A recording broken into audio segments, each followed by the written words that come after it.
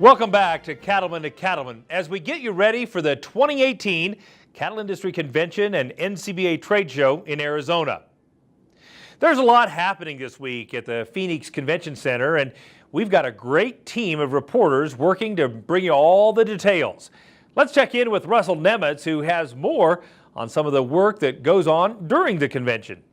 All right, thanks a lot, Kevin. That's right. This week, as we get ready to blaze a trail to Phoenix for the 2018 Cattle Industry Convention and NCBA Trade Show, you know, we've had Marvin Kokash on the program lots of times in the past, and certainly we've been talking about this Cattle Industry Convention and Trade Show for quite some time. We've talked about some of the fun things happening this week here in Phoenix, but hey, there's also a lot of educational things for producers and lots of policy things that are also very important to the U.S. beef cattle industry.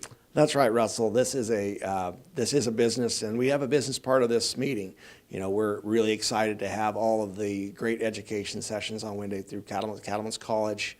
Then we actually sit down and we really get to work in our committee process and getting our state affiliates really lined up to where they come in and we talk about issues that are important to cattlemen from across the country.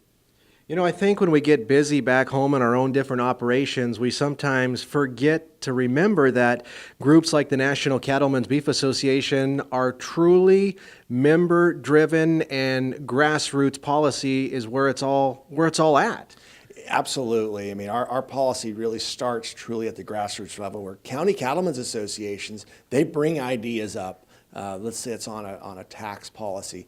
They will take that policy to their state cattlemen's association, where it's debated and tussled and tossed around, and then that state cattlemen's association will bring it up onto the national stage, and then we have a committee for, you know, tax and credit, and so we have representatives from all the different states. They discuss that and really go through that policy. Then at the end of the meeting, there's a vote taken, and that vote's taken, and majority rules.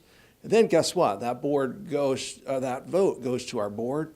Then they have a pass at it. But it's not done yet, Russell, because then our members get a mail-out ballot, and they get to affirm that policy that got really established at that county level. So really it goes full circle, that grassroots process does. It begins at the local level and ends at the local level. Well, certainly you and I don't have to say there's ever a lack of issues affecting today's cattlemen and cattlewomen across the country. And of course, NCBA has two offices, one in Denver and one in Washington, D.C., that are always working on behalf of beef cattle producers every day. You know, every time I come back to Washington, D.C., it makes me more proud to work for the organization. And every single moment of every single day, there are special interest groups working to attack American agriculture. This office here in Washington, D.C., we're here representing cattlemen, representing the issues that are important for all those folks that can't come to Washington, D.C., that can't go meet with their elected officials. That's our job. But we're delivering the policy that you back at home established. So that really makes us a powerful organization in Washington. You know, back to this week's convention in Phoenix, again, we're looking forward to having thousands of cattlemen and cattlewomen join us in the Valley of the Sun. We've talked about the policy side of what's going to be covered in Phoenix this year, but there's plenty of educational opportunities as well, especially those Cattlemen's College sessions. Yeah, we have over 20 Cattlemen's College sessions, and that's on Tuesday afternoon and Wednesday. But then every day in the trade show, we have about 10 sessions per day in our trade show, in our what we call our learning lounges. So there's basically 45-minute sessions on a variety of subjects, and really all this material is really focusing on how can we help cattlemen be more profitable, save on expenses, just really how they're going to be a better cattle producer and help their operation.